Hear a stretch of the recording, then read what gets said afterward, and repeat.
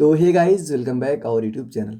तो आज की इस वीडियो में मैं आपको देखो, मैंने एक वीडियो बनाई थी ना अभी कुछ दिन पहले मेरे चैनल पे, जो सबसे ज़्यादा व्यू वाली वीडियो है। वहाँ पे मैंने आपको बताया था ना भाई कि कंप्लीट केमिस्ट्री के जो आपके मोस्ट इंपॉर्टेंट क्वेश्चन है उसको मैंने करवाया था, कंप्लीट केमिस्ट्री के। तो उन क्वेश्चन को मैंने बस वैसे बता दिया था कि भाई ये इंपॉर्टेंट है और ये इंपॉर्टेंट नहीं है, मतलब बता दिया था। तो जो क्वेश्चन मैंने इंपॉर्टेंट बताया था, बहुत सारे कमेंट्स आए थे कि भैया आप उसका सॉल्यूशन एक बार करवा दीजिए। तो उन्हीं क्वेश्चंस के सॉल्यूशन को लेकर मैं आपके सामने यहाँ पे आया हूँ। अगर वीडियो को तुम पूरा देख लेते हो, 10 दिन बाद तुम्हारा एग्जाम है। मान के चलो कि तुम्हारा 80% क्वेश्चन यहाँ से आने वाले हैं सीधे का सीधा। तो भाई क्यों ना एक इस वीडियो को मैं देख के जाऊं और अपना वहाँ पे एग्जाम में फोड़ के आ जाऊं। ठीक है ना, मैं गारंटी लेता हूँ इस बात को। अगर पूरी वीडियो आप देख लेते हो तो तुम जरूर एग्जाम के बाद मुझे मतलब बोलोगे कि भैया की वीडियो मैंने देखा था, उसका मुझे फायदा हुआ। तो चलो हम स्टार्ट करते हैं, आपका टाइम वेस्ट नहीं करेंगे। लेकिन उसके लिए आपको पूरे पैसेंस और धैर्य के साथ वीडियो में जुड़ा रहना पड़ेगा। एक छोटा सा डाउट आएगा। डाउट क्या आएगा कि भैया आप ये जो पढ़ा रहे हो पीडीएफ, क्योंकि ये पीडीएफ तो मैं लिख तो पाऊंगा नहीं क्योंकि टाइम बहुत कम है। तो क्या करूँ मैं? आपको क्या करना ना, इस वीडियो के डिस्क्रिप्शन बॉक्स में जाना, वहाँ पे जाना, देखना टेलीग्राम की लिंक होगी। किसकी लिंक? टेलीग्राम की। उस टेलीग्राम के लिंक के पास भाई जाके ना तुम देख लेना, ज्वाइन कर लेना। और इस वीडियो जैसे मैं वीडियो अपलोड करता हूँ, वीडियो अपलोड करने के जस्ट बाद मैं टेलीग्राम पे इस वीडियो का पीडीएफ दे देता हूँ। तो पीडीएफ तुम वहाँ से क्या करना, डाउनलोड कर लेना। पीडीएफ को डाउनलोड कर लोगे, जैसे पीडीएफ डाउनलोड हो गया, वीडियो देखना, एक बार पीडीएफ को रिवीजन कर लेना। मन करे तो कॉपी करवा लेना, अगर मन करे तो कोई नीड नहीं, फोन में भी पढ़ सकते हो। इतना डिजिटल जमाना है तो इतना तुम फायदा उठा लो उसका। तो चलो अब स्टार्ट करते हैं। ध्यान से पूरी आपका कॉन्सेंट्रेशन होना चाहिए स्क्रीन पे। तो पहला चैप्टर जो आपका शुरू होता है भाई साहब, वो होता है सॉल्यूशन। पहला चैप्टर क्या होता है आपका? Start solution. सॉल्यूशन में जो पहला क्वेश्चन इंपॉर्टेंट है, देखो यहाँ पे बोल रहे हैं ना कि व्हाट इज राउल्ट्स लॉ। भाई किसको नहीं पता है कि अगर हम पहला चैप्टर सॉल्यूशन पढ़ रहे हैं तो राउल्ट्स लॉ इंपॉर्टेंट है ना? इंपॉर्टेंट। तो पूछ रहे हैं व्हाट इज राउल्ट्स लॉ और how is it application to ideal and non ideal solution. Clear है यहाँ तक?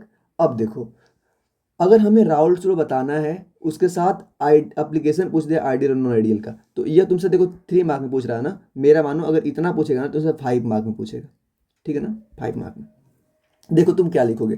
तुम लिखोगे कि Raoult's law state that the partial vapour pressure, क्या बोल रहे हैं कि राउल्ट्स लॉ ने कहा कि जो पार्शियल वेपर प्रेशर होता है of each volatile component. Volatile component मतलब क्या?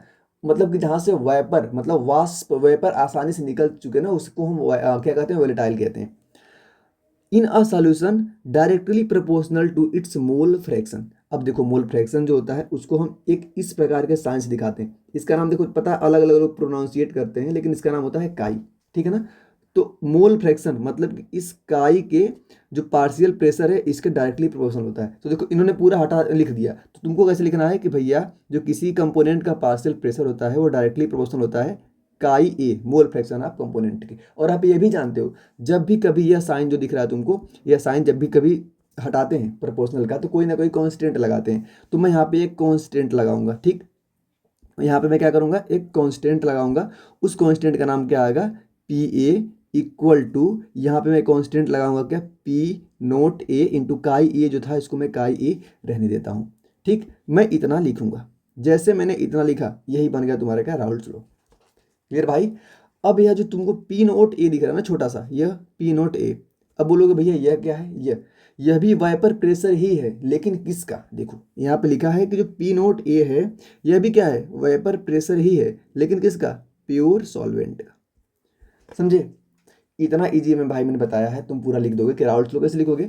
राउल्ट्स लॉ ने कहा कि जो पार्शियल वाइपर प्रेशर होता है ईच वोलेटाइल कंपोनेंट इन किसी सॉल्यूशन के अंदर, वह डायरेक्टली प्रोपोर्शनल होता है इट्स मोल फ्रैक्शन। तो तुम पहले इसको लिखोगे, फिर डायरेक्टली का साइन हटा के तुम एक कांस्टेंट पी नोट ए लगाओगे। तो ये तुम्हारा रूल हो गया। अब तुम सबको नीचे दिखा दोगे कि भैया पी ए क्या, यहाँ पे P A partial vapour pressure है। ठीक, P A partial vapour pressure है, काई ए क्या है? मोल फ्रैक्शन है, और पी नोट ए क्या है? वेपर प्रेशर है किसी प्योर सॉल्वेंट का।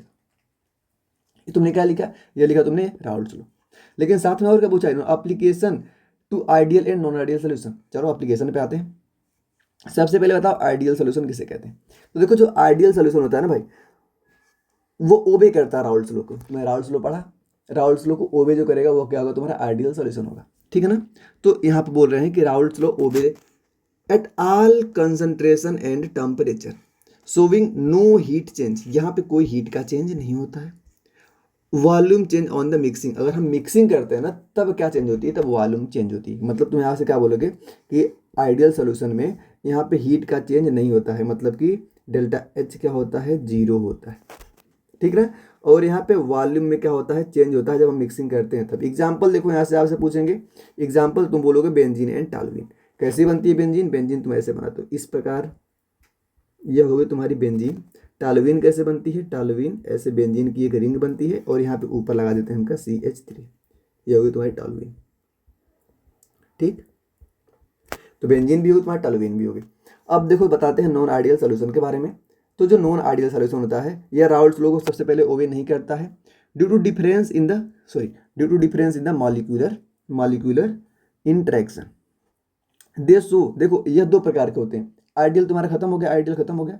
जो नॉन आइडियल होता है ना, दो प्रकार का होता है, एक होता है पॉजिटिव, एक होता है निगेटिव।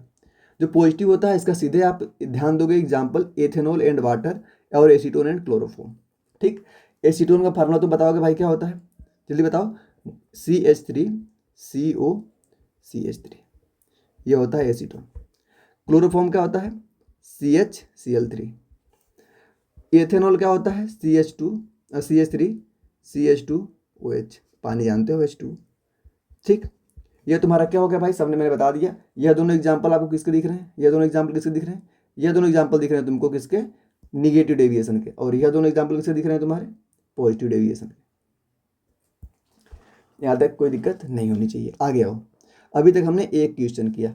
अगला क्वेश्चन जो आपके सामने आ रहा है, नाम है इसका, डिफाइन करना है वांट हाउ फैक्टर को। किसको करना है डिफाइन, वांट हाउ फैक्टर। और एक्सप्लेन करना है its application in abnormal molar mass, ठीक है ना। किसके अंदर करना है, एबनॉर्मल मोलर मास के अंदर इसको एक्सप्लेन करना है। चलो ठीक है, सबसे पहले तुम ये बताओ कि यहाँ पे तुम कैसे लिखोगे। अगर एक क्वेश्चन पूछेगा ना तो जैसे मैंने यहाँ पे अरेंज किया ना, ऐसे ही तुम्हें भी लिखना है भाई।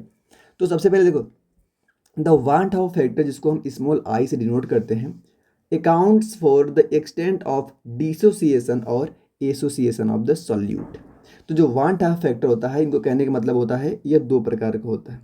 एक होता है एसोसिएशन, एसोसिएशन, और दूसरा होता है क्या, डिसोसिएशन, डिसोसिएशन, ठीक। सबसे पहले जो नॉर्मल फार्मूला इसका होता है वह होता है, इसको मैं सर्कल करूंगा, सॉरी, हाँ ठीक है। यह होता है I equal to observed colligative property upon में नॉर्मल कोलिगेटिव प्रॉपर्टी। अब कोलिगेटिव प्रॉपर्टी तुमको पता ही है क्या होता है, चार प्रकार की होती है, तुमने पढ़ा होगा कोलिगेटिव प्रॉपर्टी, ठीक है ना। तो ऑब्जर्व कोलिगेटिव प्रॉपर्टी अपॉन में क्या है, नॉर्मल कोलिगेटिव प्रॉपर्टी। अब देखो डिसोसिएशन की केस कब होगी और एसोसिएशन की केस कब होगी। डिसोसिएशन तब होगा जब I की वैल्यू 1 से छोटी होगी, I की वैल्यू 1 से अगर बड़ी है, ठीक है ना, तो इस केस में क्या होगा, एसोसिएशन, और छोटी है तो क्या होगा, डिसोसिएशन। देखो एग्जांपल एक एक यहाँ पे दिया है इन्होंने, NaCl इसका दिया है और इसका CH3COOH, ठीक। क्लियर, यहाँ तक कोई दिक्कत नहीं। अप्लीकेशन देख लो, इसका अप्लीकेशन देख लो मोलर मास का। तो अप्लीकेशन में सबसे पहले करेक्ट मोलर मास को कैलकुलेट करना है, तो क्या निकालना पड़ेगा, एबनॉर्मल मोलर मास। जो नॉर्मल मोलर मास उसने हमके क्वेश्चन में दे रखा है, उस क्वेश्चन में अगर हम वांट ऑफ फैक्टर I से डिवाइड कर देंगे तो हमको मिल जाएगा एबनॉर्मल मोलर मास, समझे।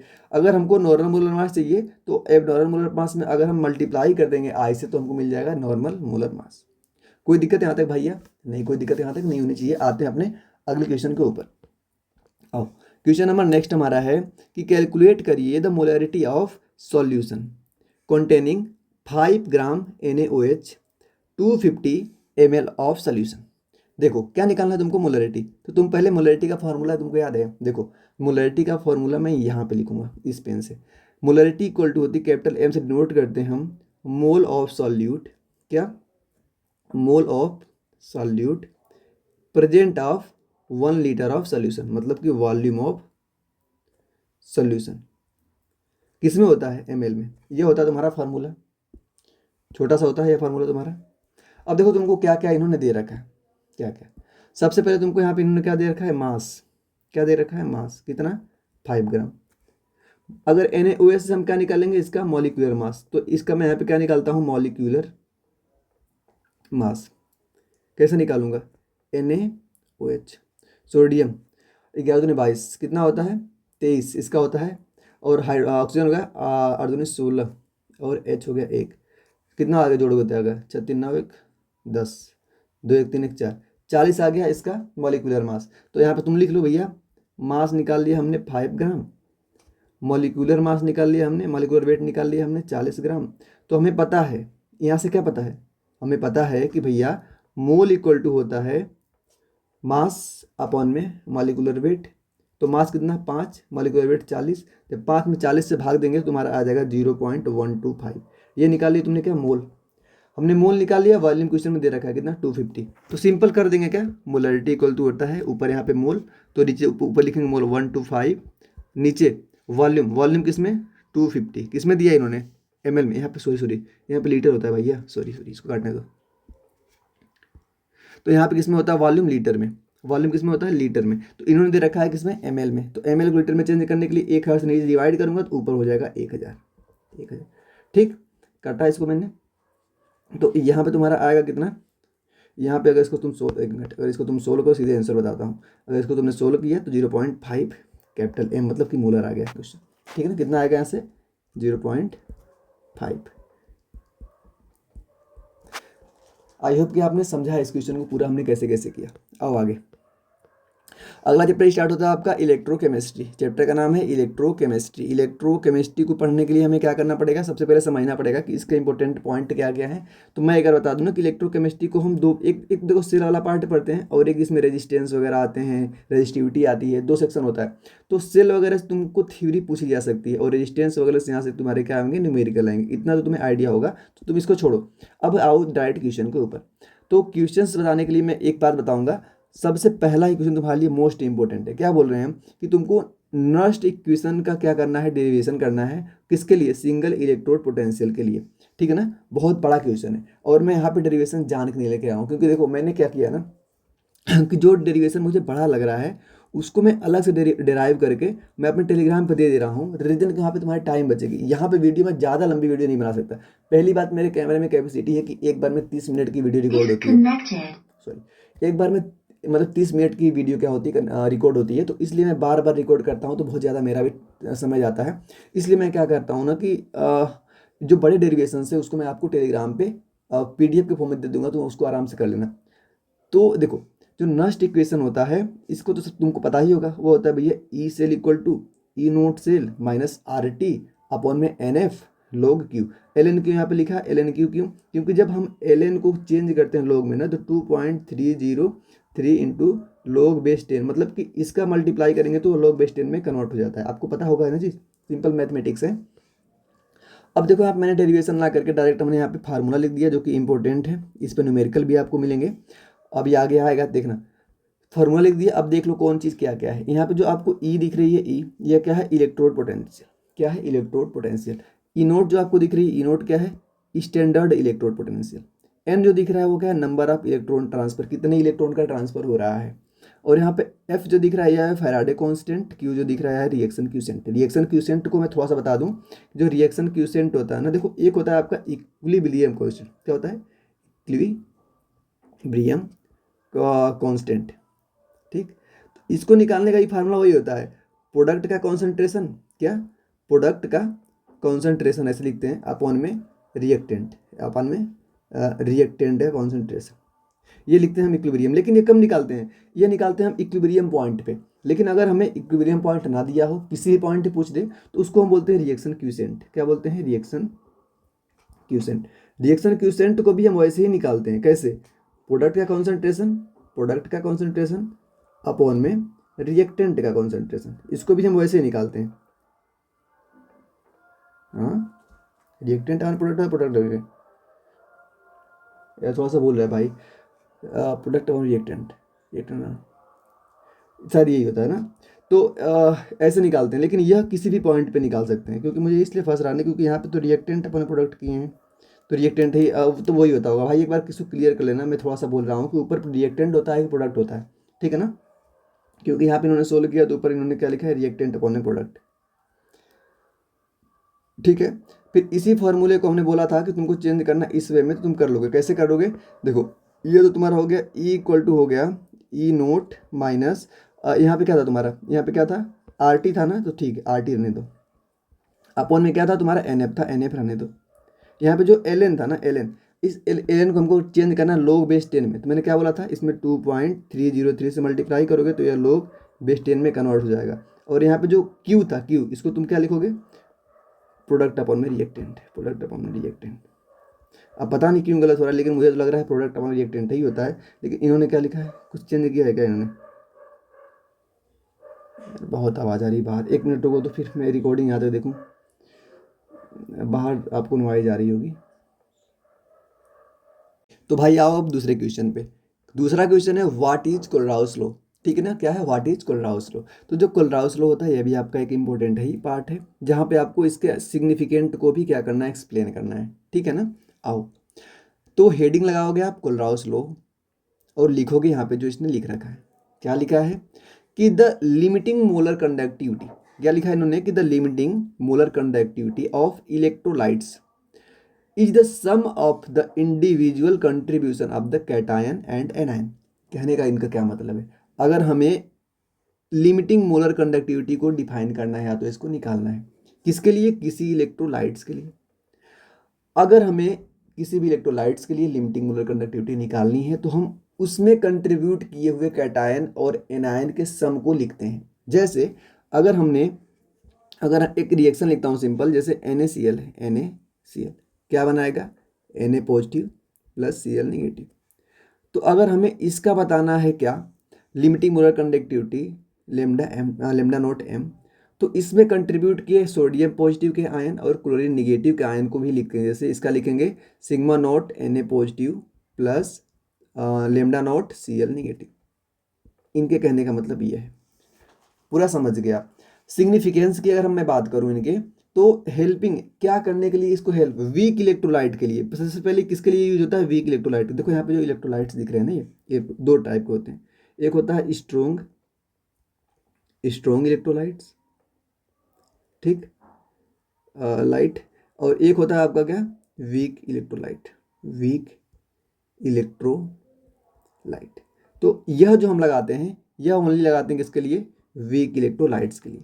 ठीक है ना, स्ट्रोंग के लिए इसको हम नहीं लगाते, नहीं लगाते।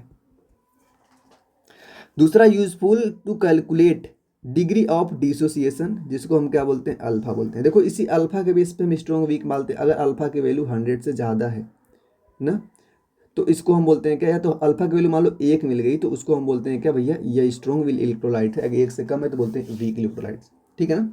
और अपने अगले क्वेश्चन में, क्वेश्चन नंबर 3, कैलकुलेट करना है the standard electromagnetic force electromotive force of the cell. यह तुम्हारे सामने लिखा गया है, तुम्हारा एक, इसको मैं यहाँ पे लिखता हूँ शांति, क्या लिखा है, Zn2 पॉजिटिव। ठीक, और Zn2 पॉजिटिव यहाँ पे जो लिखा है, इसका यहाँ पे कॉन्सेंट्रेशन भी दे रखा है इन्होंने 0.1 कैपिटल M, मतलब कि मोलर। फिर यहाँ पे बीच में 2 डंडा लगा है, इसका मतलब 2 डंडे का मतलब होता है सॉल्ट ब्रिज। क्या मतलब होता है इसका, सॉल्ट ब्रिज। ठीक, उसके बाद फिर इन्होंने क्या लिखा कि Cu2 पॉजिटिव, नीचे लिखा इन्होंने कॉन्सेंट्रेशन 0.0 M मोल। फिर लिखा इन्होंने Cu। इसका मतलब पता क्या हुआ, ये देखो Zn से Zn2 पॉजिटिव पे जा रहा है, Zn से Zn2 पॉजिटिव पे जा रहा है। मतलब अगर Zn यहाँ पे किस में है, 0 में है, नहीं कुछ लिखा है 0 मानते हैं। अब यहाँ से जा रहा है मतलब कि बढ़ रहा है, तो यहाँ पे क्या हो रहा है, ऑक्सीडेशन हो रहा है। यह क्या हो रहा है, ऑक्सीडेशन। यहाँ देखो 2 से जा रहा है 0 पे, यहाँ कुछ नहीं 0 बोलेंगे, तो यह हो रहा है तुम्हारा रिडक्शन। ठीक, क्या हो रहा है, रिडक्शन।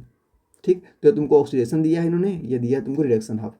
तो देखो ये जैसे अगर मैं बस इसको लिखूँ ना, तो ये हाफ सेल है और ये हाफ सेल है। ठीक है ना, यह क्या है, हाफ सेल, और ये भी हाफ सेल है। जब दोनों को साथ में लिख दिया तो यह क्या हो गया आपका टोटल, मतलब पूरा कंप्लीट सेल हो गया। ठीक है ना, यह क्या बन गया, कंप्लीट सेल। ये हमें बताना है तो फार्मूला तुमको पता है क्या, E cell equal to E naught cell minus 0.0591 upon में। अब सोचो भैया यह कहाँ से आ गया, भैया ये जो फार्मूला तूने पढ़ा नहीं है, ये फार्मूला यहाँ पे एफ क्या है, एफ क्या है, एफ है फैराडे कांस्टेंट। क्या है, फैराडे कांस्टेंट। इसकी वैल्यू होती है 1 फैराडे इक्वल टू 96,500 कुलाम। तो अब यहाँ पे 96,500 कुलाम लिखेंगे, और यहाँ पे आर की वैल्यू जानते हो, आर क्या है, आर भैया यूनिवर्सल गैस कांस्टेंट है। इसकी भी वैल्यू होती है 0.08। ठीक, और टी क्या है, टेम्परेचर को केल्विन में रखोगे कितना, 300 केल्विन। ठीक है ना। जब सब पूरी वैल्यू जब रख लोगे तो तुम्हारी यहाँ पे यह फार्मूला यह भी इंपॉर्टेंट है। मैं तो बोल रहा हूँ तुम इसको ही याद करो ना, सबसे ज़्यादा इंपॉर्टेंट मान लो यही, सारी वैल्यू रखने के बाद ये आ रहा है ना, सारी वैल्यू रखने के बाद ये आ रहा है, तो मुझे लग रहा है कि यही तुम कर लो, यही इंपॉर्टेंट है। ठीक है, ये वाला। अब यहाँ पे देखो इन्होंने क्या लिखा, ई नोट से, अब जो ई नोट सेल दिख रहा है ना, ये इसको निकालने का हमारा फार्मूला होता है E naught cell equal to E cathode ना, E naught cathode minus E naught anode. ये भी फार्मूला एक होता है, आपको आई होप ने पढ़ा होगा कभी, तो आपको याद होगा। तो इस फार्मूले को रख के हमने क्या निकाल लिया, ई नोट सेल निकाल लिया इसको। और ई नोट सेल हमने यहाँ पे जो निकाला है, इस वैल्यू को हम यहाँ पे ई नोट सेल की जगह पे पुट करेंगे। इस वैल्यू को हम कहाँ पे करेंगे, यहाँ पे पुट करेंगे।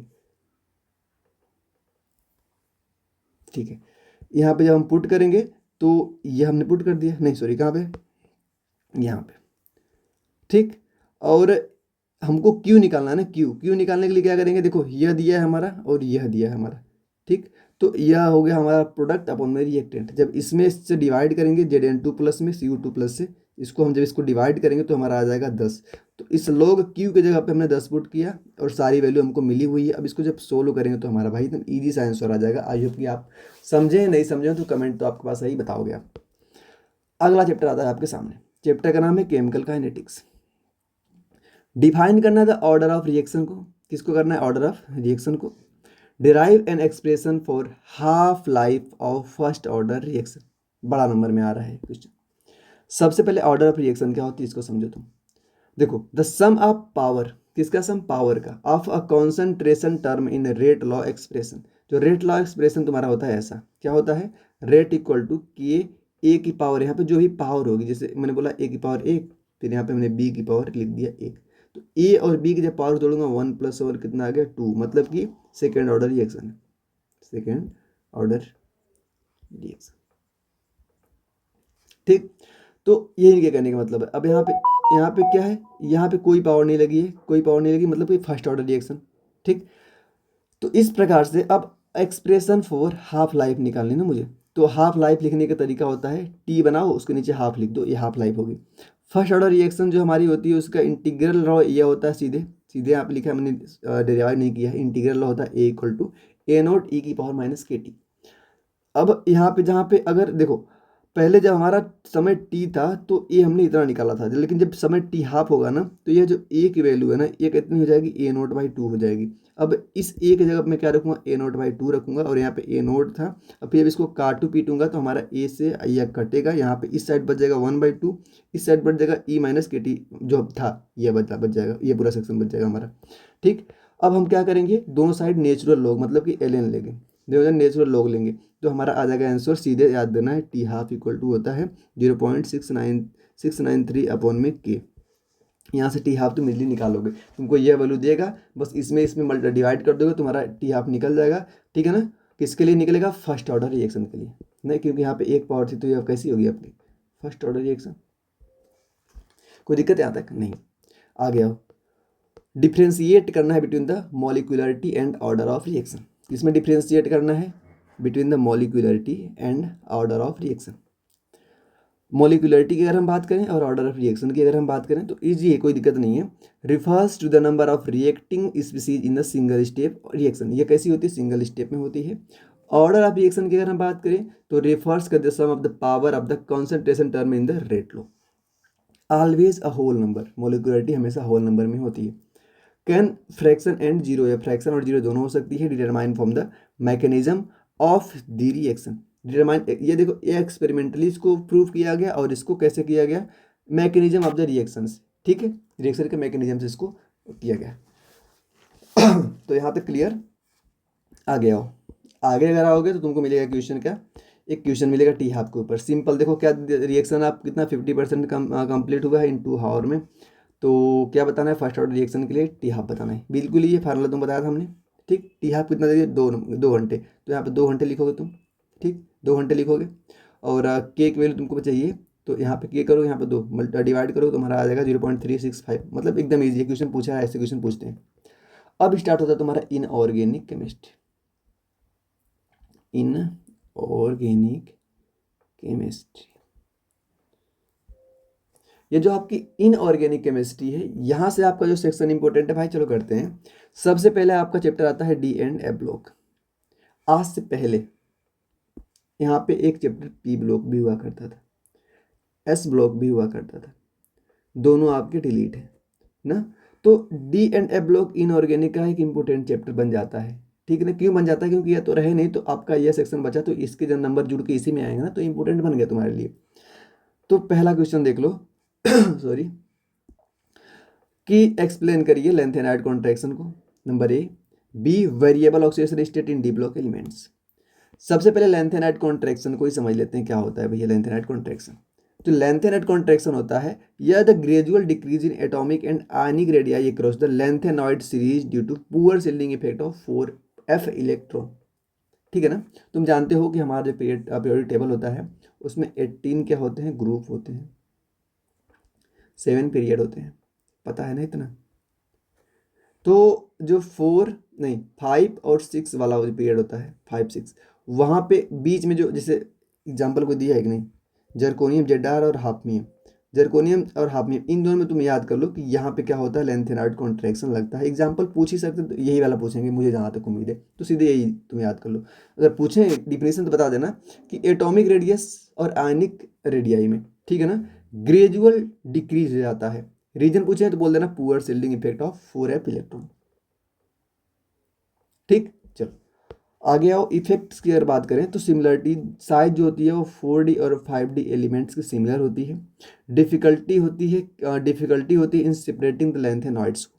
वेरिएबल ऑक्सीडेशन की अगर हम बात करें तो रीजन क्या बताओगे तुम, कि भैया जो डी ब्लॉक एलिमेंट्स होते हैं ना वो एग्जिबिट करते हैं, ठीक है, वेरिएबल ऑक्सीडेशन स्टेट।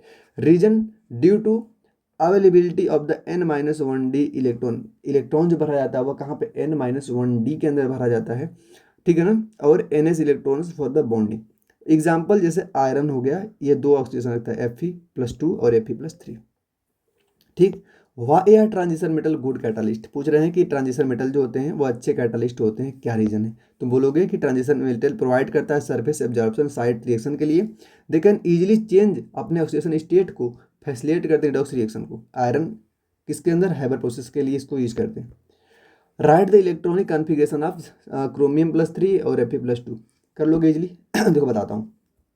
क्रोमियम कितने होता है, निकिल कॉपर, क्रोमियम मैग्नीज, ये होता है आपका 24 पे, कितने होता है 24 पे क्रोमियम, ठीक। आयरन कितने होता है 26 आयरन। तो पहले तुम सिंपल करो, कैसे करोगे, 1s2 भैया, 2s2, 2p6, 3s2, 3p, 3p6, 4s2, ये तुम्हारा हो गया 20। और फिर 3d4 करोगे, 3d4 करोगे, लेकिन क्रोमियम है ना, ये एक्सेप्शन है, क्रोमियम एक्सेप्शन है। तो यहाँ होता है 3d5 और 4s में 1 होता है, ठीक। 4s में 1 हो जाता है और 3d में 5 हो जाता है। लेकिन हमसे यह नहीं पूछ रहे हैं, ये पूछ रहे हैं क्रोमियम को +3 चार्ज लगाएंगे। तो जब क्रोमियम को +3 चार्ज लगाएंगे, प्लस चार्ज का मतलब क्या होता है, रिमूवल ऑफ इलेक्ट्रॉन, में 3 इलेक्ट्रॉन को निकालना है। तो 3 इलेक्ट्रॉन कहाँ से निकलेंगे, सबसे आउटर मोस्ट से, पहले एक यहाँ से निकलेगा, ठीक, फिर 2 यहाँ से निकलेंगे। तो यहाँ से बस देखो, इसको मैं सेम रहने देता हूँ, बस चेंज यहाँ पे करता हूँ। तो यहाँ पे 4s में 0 हो जाएंगे और 3d में कितना हो जाएगा, 2 निकालेंगे ना, तो 3d में 3 हो जाएगा। तो d में यहाँ पे बचे 3 इलेक्ट्रॉन, ठीक। देखो यहाँ पे सिंपल लिख दिया, d में 3। अब ये तुम्हारा होमवर्क है, इसको तुम खुद कर लेना। क्लियर भाई साहब, ठीक है। अगला चैप्टर स्टार्ट होता है आपका कोऑर्डिनेशन कंपाउंड। सबसे पहले थ्योरी देख लो, एक्सप्लेन करिए वर्नर थ्योरी को of coordination compounds with example, example के साथ। चलो आओ, वर्नर थ्योरी सबसे पहले करो। वर्नर थ्योरी प्रपोज करती है कोऑर्डिनेशन कंपाउंड को 2 टाइप के होते हैं, एक को बोलते हैं हम प्राइमरी वैलेंसी, दूसरे को बोलते हैं हम सेकेंडरी वैलेंसी। प्राइमरी वैलेंसी जो आपकी होती है, प्राइमरी वैलेंसी जो होती है आपकी, वह होती है आयोनाइजेबल, और यह होती है सेकेंडरी वाली नॉन आयोनाइजेबल। ये सेटिस्फाई करती है किसको, किसको सेटिस्फाई चार्ज को, और ये इंडिकेट करती है कोऑर्डिनेशन नंबर को। अगर मैं एग्जाम्पल की अगर मैं बात करूँ यहाँ पे, तो इसका एग्जाम्पल CuNH3 का होल 6 × Cl3, यह तुम एग्जाम्पल याद रखोगे। अब इसमें देख लो तुम कि जो यहाँ पे कितने Cl हैं, कितने चार्ज इसके ऊपर आएंगे, 3, तो 3 हो गए इसकी प्राइमरी, क्योंकि चार्ज को सेटिस्फाई करती है। सेकेंडरी बैलेंस किसको, कोऑर्डिनेशन नंबर यहाँ पे 6 है, तो इसकी हो जाएगी 6। अब इन दोनों को तुमको लिखना है IPSC नेम में, क्वेश्चन यहाँ से भी पूछा जाता है, IPSC नेम में लिखना है। तो इसका आईपीसी नेम लिखना और इसका आईपीसी नेम लिखना है, K4 FeCN6, K4 FeCN6, K4 पहले इसका बताता हूँ, तुम इसका खुद कर लेना, एक तो खुद करोगे ना। देखो इसका हो जाएगा, सबसे पहले क्या लिखते हैं पॉजिटिव पार्ट को, तो हो जाएगा पोटेशियम। फिर लिखते हैं हम किससे कोऑर्डिनेशन नंबर कितना, हेक्सा। फिर इसका लिखोगे निगेटिव पार्ट है तो साइनाइड होता है, साइनो जोड़ते हैं, साइनो। अगर निगेटिव आता है तो फेरम होता है, फेरम में 8 जोड़ते हैं, फिर 8। फिर ऑक्सीडेशन नंबर निकालेंगे तो Fe का ऑक्सीडेशन नंबर इसमें आ जाएगी +2, तो क्या लगा देंगे यहाँ पे 2। ईजी है। नेक्स्ट है what is geometrical isomerism in coordination complex, explain करिए एक एग्जांपल के साथ। तो जियोमेट्रिकल आइसोमेरिज्म होती है एराइज होती है due to difference separating the arrangement of the ligands की वजह से। यह तुम्हारा एग्जांपल PTNH3 का होल ट्वाइस इंटू Cl2। यह सिस और ट्रांस दो रूप में बनती है, Cl ligands on the same side एक बार होता है, एक बार Cl आपका अपोजिट साइड होता है, ठीक है ना। यह बताता है आपका GI को, जियोमेट्रिकल आइसोमेरिज्म को। अगला चैप्टर आपका आता है organic chemistry start, organic chemistry, ठीक। अब आता है आपका राइट, किसको लिखना है, SN1 रिएक्शन और SN2 रिएक्शन को एक्सप्लेन करना है। SN1 रिएक्शन जो आपकी होती है कैसी होती है, यूनिमोलिकुलर। SN2 रिएक्शन जो आपकी होती है वो होती है बाईमोलिकुलर। अगर आपकी SN1 रिएक्शन को एक्सप्लेन करना है तो सबसे पहले देखो कि ये 2 स्टेप प्रोसेस में होती है। कैसी होती है भैया, ये 2 स्टेप प्रोसेस होती है। फॉर्मेशन ऑफ द कार्बोकैटायन पहले बनता है जो कि रेट डिटरमाइनिंग होता है, फिर न्यूक्लियोफाइल अटैक करता है। Example hydrolysis of the tertiary aryl halide. यह जो होती है आपकी 1 स्टेप में होती है, न्यूक्लियोफाइल अटैक करता है कार्बन के अपोजिट द लिविंग ग्रुप, यहाँ से निकलता है, leading the inversion and the configuration. इसका एग्जांपल देखोगे तो hydrolysis of the primary alkyl halide, ठीक। इसका एग्जांपल क्या हो जाएगा ये। अगला चैप्टर आपका आता है alcohol phenol and ether. Alcohol phenol and ether से what happened when the phenol react करवाते हैं bromine water and the concentrated HNO3 से। तो अगर ब्रोमीन वाटर से करवाएंगे तो रिएक्शन होगी विद ब्रोमीन वाटर से, तो आपका देखो ये हो गया क्या आपका फिनोल, ये हो गया आपका ब्रोमीन वाटर। रिएक्शन करवाएंगे तो तुम्हारा यह क्या बनेगा, इसका नाम देखो, और ये 3BHR। कैसे इसका स्ट्रक्चर मैं बना के बताता हूँ तुम्हारे सामने। एक ऐसी बेंजीन की रिंग बनेगी, ठीक, और यहाँ पे OH लगा होगा, 2 4 1 2 3 4 2 4 6 3 BR लगाना है मुझे, 2 4 6 एक, ठीक है। यहाँ पे BR, यहाँ पे BR और यहाँ पे BR, ये स्ट्रक्चर तुम्हारा इसका बना। अगर रिएक्शन करवाएंगे कॉन्सेंट्रेशन HNO3 से, ठीक है ना, तब यहाँ पे तुम्हारा क्या बनेगा, पिक्रिक एसिड। इसका नाम क्या है, पिक्रिक एसिड। डिफ्रेंशिएट करना एल्कोहल एंड फिनोल को बेस्ड ऑन द एसिडिटी, बहुत ईजी है। एल्कोहल जो होता है लेस एसिडिक होता है, क्यों, क्योंकि भाई इसमें रेजोनेंस नहीं होता है। फिनोल जो होता है वो ज़्यादा एसिडिक होता है, क्योंकि यहाँ पे फिनोक्साइड आयन के बीच में क्या रेजोनेंस स्टेबलाइज करता है। ईजी है बिल्कुल। यहाँ पे आओ, फिनोल रिएक्ट करवाते हैं NaOH से, बट एल्कोहल रिएक्ट नहीं करता है। तो पता है आपको जो फिनोल होता है वह NaOH से रिएक्ट करेगा। रीजन तुम वही दोगे, क्योंकि यहाँ पे क्या बनेगा भाई, यहाँ पे तुम्हारा बन जाएगा क्या, रेजोनेंस की वजह से ज़्यादा स्टेबल होगा, इजीली बन जाएगा। Chapter number 8 aldehyde ketone and the carboxylic acid. Right the mechanism of the aldehyde aldol condensation with an examples. Mechanism पहले देख लो। पहला मैकेनिज्म, पहला स्टेप जो होता है, formation of the enolate ion. क्या बनता है, इनोलेट आयन, CH3CHOOH रिएक्शन करवाते हैं तो इसका नाम है इनोलेट आयन। दूसरा स्टेप आपका क्या है, न्यूक्लियोफाइल अटैक करता है इनोलेट आयन के another molecule of the aldehyde, ठीक। इनोलेट आयन पे एक और मॉलिक्यूल से रिएक्शन करवाएंगे तुम्हारा यह बन जाएगा, ठीक है ना। तीसरा step dehydration to form alpha beta unsaturated, ठीक। अब यह जो तुम्हारा बना है इसको क्या करवाएंगे हम, डिहाइड्रेशन मतलब पानी निकालेंगे, तो यहाँ से तुम्हारा यह बन जाएगा डबल बॉन्ड। और एग्जाम्पल एल्डोल कंडेंसेशन का तुम्हारा सिंपल सा यह रहा। और यह जो तुमको मैंने यहाँ पे करवाया ना ये क्वेश्चन मैंने एक वीडियो बना रखी है जहाँ पे हमने कंप्लीट नेम रिएक्शन को करवाया है, कंप्लीट नेम रिएक्शन को। तो वो वीडियो आपको वहाँ से देखना, अगर बोलोगे तो डिस्क्रिप्शन में उस वीडियो को भी अपलोड कर दूंगा। तो यह जो आपकी जितनी भी नेम रिएक्शन होगी उसको मैंने एक जगह पे तुम्हारे फायदा के लिए कर रखा है, तो तुम वहाँ से उसको कर लेना, ठीक भाई। अब देखो बोल रहे हैं कि डिफ्रेंशिएट करिए between the formaldehyde and acetaldehyde with an chemical reaction. चलो देखो, जो फॉर्मल्डिहाइड होता है CHO does not have alpha hydrogen, ठीक। एसीटोन एल्डिल जो होता है इसके पास अल्फा हाइड्रोजन होता है, इसलिए करेगा या नहीं करेगा। एग्जाम्पल एल्डिल कंडेंसेशन, यह तुम्हारा क्या होगी भाई, इसका नाम क्या है, इसका नाम एसिटाल्डिहाइड। ये रिएक्शन आराम से कर लेगा या नहीं करेगा। How can convert the following, propanone से हमको कन्वर्ट करना है प्रोपेनोइक एसिड में, किससे, प्रोपेनोल को भाई ऑक्सीडेशन करवा दो, क्या करवा दो, ऑक्सीडेशन, आराम से बन जाएगा, ठीक। रिएजेंट क्या लोगे तुम, KMnO4 ले सकते हो, K2Cr2O7 ले सकते हो, यहाँ को रिएजेंट। एसीटोन से क्या बनाना है हमको, प्रोपेन टू ऑल, तो एसीटोन का क्या करवा दो, यहाँ पे करना तुमको ऑक्सीडेशन, ठीक, और यहाँ पे करना तुमको रिडक्शन। रिएजेंट लोगे NI कैटालिस्ट के रूप में, तो यह तुम्हारा बन जाएगा आराम से। एक्सप्लेन करिए कैनिजारो रिएक्शन। कैनिजारो रिएक्शन को एक्सप्लेन नहीं करूंगा मैं, रीजन की मैंने वीडियो सेपरेट बना रखी है, तो वहाँ पे वीडियो तुमको देखना पड़ेगा, तुम्हारे फायदा के लिए बोल रहा हूँ, मेरा यहाँ पे कोई फायदा नहीं है। तुम जाओगे तुम्हारा 20 रिएक्शन में पूरी नेम रिएक्शन क्लियर हो जाएगी, ठीक, तो वहाँ पे आप इसको जाके देखोगे। अब आते हैं अपने अमीन नाम के चैप्टर के ऊपर। Right the IUPAC name of the following amines. नाम लिखना है भाई इसका, लिख नहीं लोगे। देखो 2 मॉलिक्यूल हैं तो क्या हो जाएगा एथेन, अब अमीन लगी है तो एथेनामाइन पहला, ठीक। अब यहाँ पे एन से जुड़ा हुआ है आपका यह वाला पार्ट, तो लिखोगे N एथिलामाइन, बिल्कुल लीजिए। हिंसबर्ग टेस्ट करवा रखा है मैंने, लेकिन बता देता हूँ। जो हिंसबर्ग टेस्ट होता है ना, सबसे पहले किसके लिए यूज करते हैं हम, अमीन के लिए यूज करते हैं। देखो अमीन जो होती है 3 टाइप की, primary, secondary, tertiary. Primary, secondary, tertiary को डिफ्रेंशिएट करने के लिए जिस टेस्ट का यूज करते हैं उसी का नाम होता है हिंसबर्ग टेस्ट, ठीक है ना। अगर प्राइमरी अमीन है तो वह रिएक्शन करेगी हिंसबर्ग टेस्ट के साथ, ठीक है ना, और कैसे हो जाएगी, सॉल्युबल हो जाएगी सल्फोनामाइड्स इन एल्कली। सेकेंडरी अमीन है, यह भी रिएक्शन करेगी इनसॉल्युबल, लेकिन टर्शियरी है तो रिएक्शन ही नहीं करेगी हिंसबर्ग एजेंट के साथ, ठीक। How is aniline prepared by the reductions of the nitrobenzene, ठीक है ना, राइट द रिएक्शन। तो reduction of nitrobenzene in the presence of tin SN and the hydrochloric acid HCl, तो रिएक्शन करवाएंगे तुम्हारा इजीली हो जाएगा, बहुत इजी भाई। मेरा मानो ना कि तुम्हारा यह वाला सेक्शन जो है ऑर्गेनिक वाला बहुत इजी है। ऑर्गेनिक मैंने बहुत सारी वीडियो ऑर्गेनिक के मारे कि मेरे चैनल पे जाओ, तुमको मिलती रहेंगी, तुम देखते रहो, कोई दिक्कत नहीं होगी। अगला लास्ट चैप्टर आपका रहा है बायोमॉलिक्यूल। क्वेश्चन है आपका कि व्हाट आर एंजाइम, एक्सप्लेन करिए mechanism of the action. Enzymes are biological catalyst and the speeds of reaction without the being consumption. जो आपका एक्शन होता है, सबसे पहले सबस्ट्रेट बाइंड करता है, ठीक, फिर फार्मेशन होता है किसका, एंजाइम सबस्ट्रेट कॉम्प्लेक्स का, फिर कैटालिस्ट होती है, फिर product of the product release जाता है। बहुत बिल्कुल लीजिए, NCERT में फिगर ही बना हुआ है इसका, नहीं NCERT में फिगर ही बना हुआ है इसका।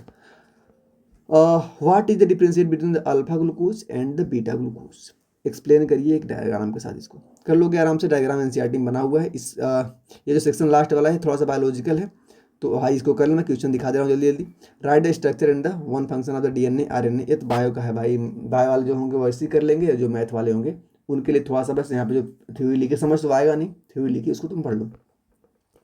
लास्ट फाइब्रस प्रोटीन और ग्लोब्यूलर प्रोटीन में आपको डिफरेंस बताना है, ये बस। अगर पूरी वीडियो तुमने देखा है ध्यान के साथ पूरा, तो मेरा मानो कि क्वेश्चन तुमको यहाँ से पूरा मिलेगा। और इसके अलावा तुमको डर लग रहा हो भैया और हमें क्या करना है, कुछ नहीं करना है, तुम्हें क्या करना है, मेरे चैनल की जो भी वीडियो हैं, जितनी वीडियो हैं, मैंने कोई वीडियो ऐसी नहीं बनाई जो तुम्हारे रिलेवेंट नहीं। मैंने अगर प्रूफ के लिए मैंने बताया है कि अगर तुम मेरी वीडियो को देख रहे हो ना, तो साइड में मैंने लिखा है कि क्वेश्चन इतना बार पूछा है ऐसे, तो वैसे ही तुमने पूछा हो, इंपॉर्टेंट है। तो मेरी वीडियो, मेरे चैनल की सारी वीडियो देख सकते हो। और अगर चैनल तुमको अच्छा लगता है ना, तो एक चीज़ मेरे लिए कर सकते हो, सब्सक्राइब करके ही यहाँ से जाना होगा और लाइक करना, ताकि मुझे यह आइडिया होगा कि तुमको वीडियो पसंद आ रही है कि नहीं, कंटेंट पसंद आ रहा है कि नहीं आ रहा है। चलो धन्यवाद, मिलते हैं अगली वीडियो में।